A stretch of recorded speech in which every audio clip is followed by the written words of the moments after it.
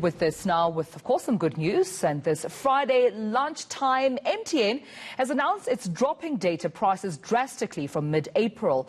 The Competition Commission found that data prices in the country were excessively high, and Vodacom slashed its prices significantly a few weeks ago. But Aviu Mtila joins me now for more on this particular issue. Aviu, good afternoon to you. I mean, we saw Vodacom, become one of the first networks to act on this slashing of data prices. Today it seemed to be MTN's turn, but how much exactly are they cutting data prices by? Certainly, Tomole. The mobile operator has heeded the Competition Commission's call to lower their data prices, and today they made that announcement that they'll be lowering data prices by almost 50%.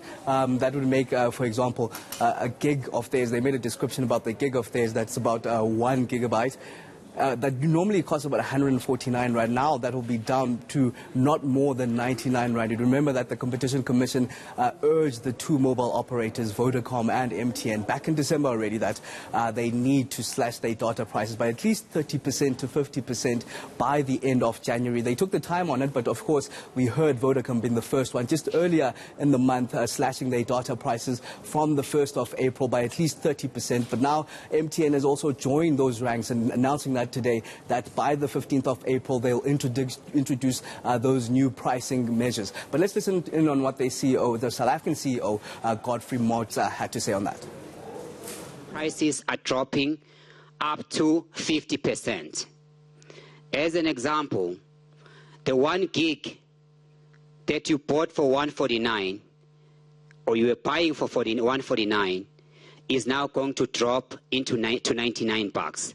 The 99 rands is the maximum we are going to charge per gig. There will still be some prices lower than that, but that's like our ceiling. The second part is, this is not anti-poor. This is not discriminatory.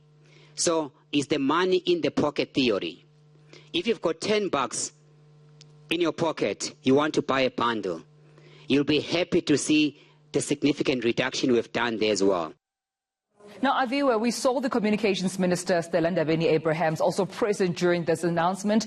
But what seemed to excite her more about, the excitement from the announcement, rather, from MTN? Well, what really got the Communication Minister, Stella Abrahams-Ndabeni, excited today was just the call around the zero ratings of public services. You understand that almost 500 sites will be zero rated by MTN. Those include your health facilities, your public health facilities, your TVET colleges, and some universities that were mentioned there, UCT, my personal favorite, Walter Sisulu University, as an alumni of that university, will get zero ratings on some of their data. Some exciting news there that will enable, of course, many students across the board to access internet.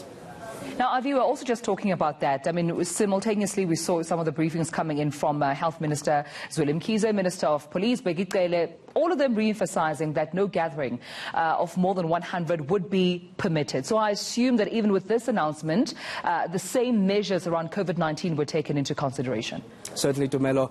The media was invited there, but they were also restricted in terms of those invitations. You'd understand that it was only broadcast media that was allowed inside those premises, and some of the medias were kind enough to be able to stream that briefing as it happened. You understand some measures have been taken within MTN, of course, heeding some of the calls that we've heard from government. Those measures include that some of the people, some of the employees work from home, in putting sterner measures, in fact, Tumelo, just to combat COVID-19. All right then, Aviu Mtila, thank you so much for that update. That was our reporter, Aviu Mtila, update.